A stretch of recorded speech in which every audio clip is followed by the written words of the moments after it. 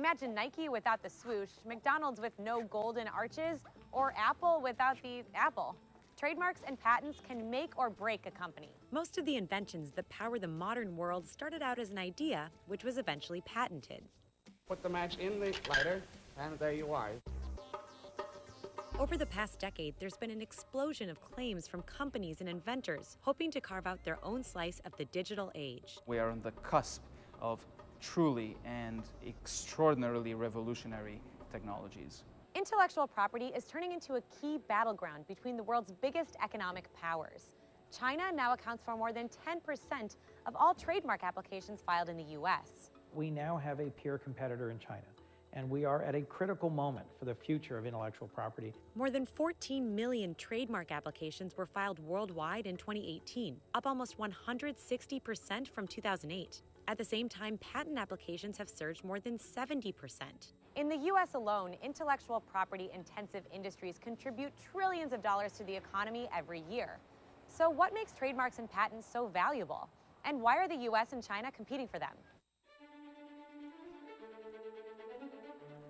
Intellectual property, or IP, refers to patents, trademarks, and copyrights. Inventions, works of art, music lyrics, and logos are all examples of IP. Protection for intellectual property rights in the US goes all the way back to the Constitution. In fact, in the body of the Constitution itself, the word right is actually mentioned only once, and it's with respect to intellectual property rights. Congress passed legislation laying the foundation for the patent system in 1790, and today the US Patent and Trademark Office is located here in Virginia. The agency is part of the US Commerce Department. Right here, for example, we see Thomas Edison with the electric light bulb. Right under him, George Eastman. What the patent system does is to create a perpetual innovation machine, a pro-competitive system that forever creates more and more innovation. Patents are one category of intellectual property in the US. They give inventors exclusive rights for up to 20 years to make and sell a product that offers a new solution to a problem. Prescription drugs are a good example. Once a company's patent for a drug expires, competitors can copy and sell generics that include the same ingredients. You need an inventor to get a monopoly over their invention for a short period of time to recover the investment costs. The second category of IP is trademarks. Logos, slogans, and brand names for a company or individual are all trademarks. One of the most well-known trademarks comes from Coca-Cola. The soda maker trademarked its signature logo in 1893, and it has distinguished cans and bottles around the world ever since. Trademarks are used to establish standards for brands for consumers. So every time you buy a Coke, you know what taste and quality to expect. Trademarks, as long as you file periodic renewals and continue to sell your goods and services, will last forever. Then there are copyrights. They protect original works by authors or artists. Songs, photographs, or novels are all subject to copyright law. Copyrights protect works of art. So think of an entire movie. You can't just copy a movie and sell it. That's why you see the big FBI warnings when you start a DVD. The U.S. Patent and Trademark Office has seen its fair share of quirky innovations, from Eddie Van Halen's guitar support system to Bill Nye's improved ballet point shoe. Anyone who has an idea for an invention, except for employees of the Patent and Trademark Office, can file an application for a patent. Unlike trademarks, you don't even have to show that you're selling the product. One of the main points of the patent system is to encourage innovation from those who otherwise wouldn't do it. For many entrepreneurs, investors, and businesses, patents and trademarks are the lifeblood of innovation. They can help turn an idea into reality and generate millions of dollars in returns.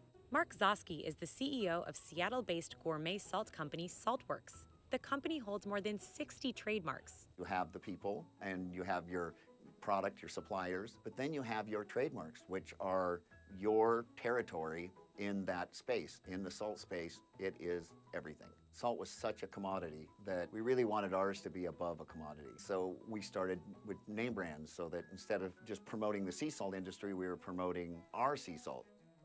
Zosky says the trademarks have helped boost brand loyalty and fend off imitators. The smaller the company are, the more important that a trademark is, because if you really catch fire with something, that's the only thing that's going to differentiate you from someone that has a lot of money that can put out a nearly identical product. The U.S. Commerce Department estimates IP-intensive industries generated $6.6 trillion in value in 2014, more than 1/3 of U.S. GDP.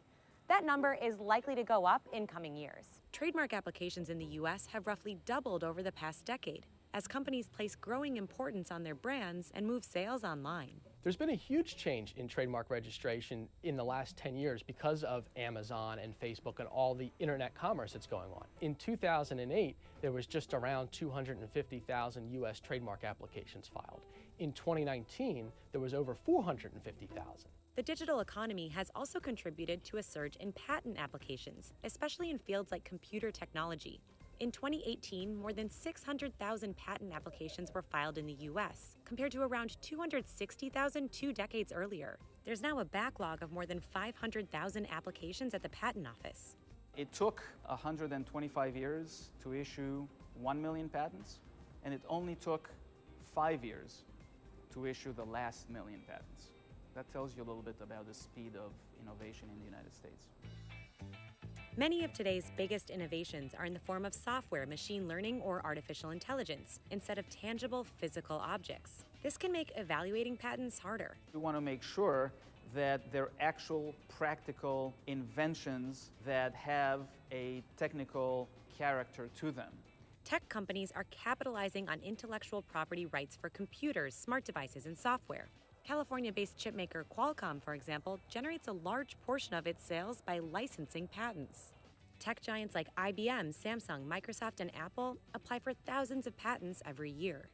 Patents have the ability to play a vital role in the economy and in innovation, but that bad patents can also do a huge amount of damage. Some people, companies, and even countries are trying to stretch the legal limits when it comes to cashing in on IP. The rise of fraudulent trademarks is one concern among lawmakers in Washington. The U.S. Trademark Register has been inundated with applications in recent years, with many coming from China. The significant concern here is that a lot of these applications are fraudulent, meaning that they're making claims that there's actually being goods or services sold under the trademarks in the United States when in fact there are not. They are essentially photoshopping digital photographs that they get off the internet, submitting these to the PTO saying, here's evidence of our use in commerce. Barton Beebe, a law professor at NYU, testified about the growing number of fraudulent Chinese trademark applications in the U.S. in a hearing last year in front of the Senate Judiciary Subcommittee on Intellectual Property. Beebe estimates about 67% of the trademark applications from China in the apparel goods category in 2017 were fraudulent, meaning they didn't correspond with a real brand. The problem, he says, is that these applications are clogging up the system. We have clients that have had trademark applications denied because of these fraudulent registrations, and we've had to take additional steps, which typically cost thousands of dollars, to remove those fraudulent registrations from the U.S. Trademark Register. The U.S. Patent and Trademark Office implemented a new rule in August 2019 that required any foreign company registering for a trademark to use a U.S. licensed attorney. The agency says those steps have helped reduce the number of fraudulent filings from China. Legislation is also on the table. Senator Chris Coons is co-chair of the Congressional Trademark Caucus. There are some compelling initial proposals about how to deal with the clouding of the trademark registry, but I think we need to take more active measures. China's push for trademarks in the U.S. is just one example of a bigger fight over IP between the world's two biggest economies. As part of China's rapid economic development, the government has pursued policies like forced technology transfers, which require foreign companies to share their technology, often in the form of IP, in order to get access to the Chinese market. What that really means is we'll give you 5 or 10 years to sell your product to our more than billion consumers. But 10 or 20 years from now, that technology is going to be manufactured here by our companies and then exported to the rest of the world. Many American business leaders warn policies like forced technology transfers have resulted in IP theft, posing a major risk to business. A 2017 report by the IP Commission estimated IP theft from China and other countries cost the U.S. economy between $225 billion and $600 billion per year. Basically, what's happened over the last at least 30 years is one of the single greatest transfers of wealth from one country to another. The intellectual property theft that has occurred between the United States and China is historic in scale. That's why IP is a key sticking point in the trade war between the U.S. and China. The agreement we signed today includes groundbreaking provisions in an area of critical importance to the United States, protecting intellectual property. The Phase 1 trade agreement between the two countries pledged stronger protection against patent and trademark infringement, but how it will be enforced remains to be seen. Intellectual property theft has been a major source of contention between the United States and China, and really is the most important unresolved issue in our current trade dispute. Politicians, policymakers, academics, and investors say economic success will be determined by who owns and develops new technologies like artificial intelligence and 5G. China has made it no secret it aims to be the global leader in these technologies, and intellectual property is key to that goal. Of the more than 3 million patent applications filed worldwide in 2018, China accounted for roughly half. Its Made in China 2025 industrial policy funnels investment in areas like information technology and high-tech robots. Imagine if instead of Facebook, Amazon, and Google all being American companies with American headquarters and mostly American employees, if all of those companies and those technologies were Chinese developed, Chinese owned, Chinese led, all that additional wealth and opportunity and influence on the world stage goes to China rather than the United States. That is exactly the competition that we are in the middle of right now.